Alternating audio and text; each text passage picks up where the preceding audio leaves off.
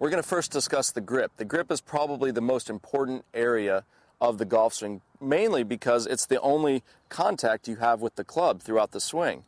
So I want to do this little drill with you guys at home, and if you can sort of go ahead and place your left hand in front of you, and this is for a right-handed golfer, we're going to want the club to sit from the knuckle of this left hand to the base pad of this pinky.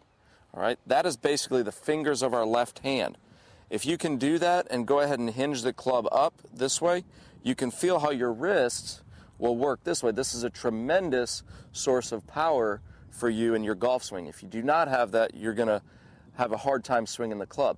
Vice versa, if you're at home watching this right now, go ahead and place the club right in the lifeline of your left hand, just like this. So this is where most people, if you see that your glove is worn out in this spot, you know that the club is sitting way too high up in the palm.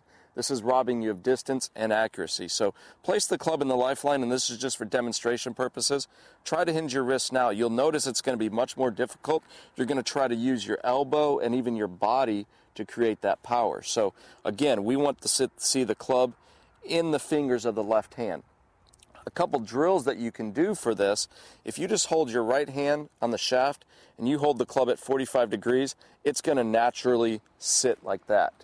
A lot of times, people, when the club is sitting on the ground like this, they want to put their hand on there, and you're going to see that naturally it wants to go into the lifeline. That's why it's very difficult when the club is sitting on the ground like this to put the club in the fingers. So again, let's go back up here with the club at a nice 45-degree angle. You just place your hands on it from that position. And from face on, what you're going to see here when you place the club down, you'll see that the V formed by my thumb and forefinger will point towards my right ear. That's where we want it. That's a nice neutral grip. When looking down from here without moving my head, I can see my first knuckle, second knuckle, and maybe part of my third knuckle, just maybe half of it. So 2.5 knuckles of the left hand is a good neutral grip at this point. Back to this position here, back to that grip. Now that we have the left hand on there, we're going to place our right hand and just let it on the shaft and just let it slide down so that our lifeline covers up our thumb. From this view, what it would look like, again, you want to place the shaft from the base pad of your forefinger to the base pad of your palm, just like that, and let it slide down this way until your lifeline covers up your thumb, just like that. At this point, you have a little bit of wiggle room, if you will. You can use one of 3 grips. You can use the common overlap grip. For you people with smaller hands, you might want to use the interlock grip. This was also the grip that Tiger Woods chooses and Jack Nicklaus, so it's not a bad grip as well. And or the more common for kids is the baseball grip. It's a very good grip to use. It really allows your hands to work during the golf swing.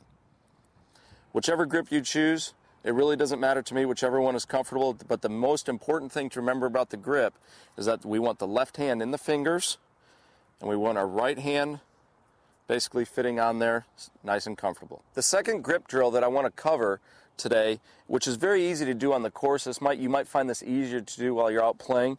Basically what you want to do is just let the club sit flat against the ground like it would normally, but you can notice how it's sitting behind me, just like this.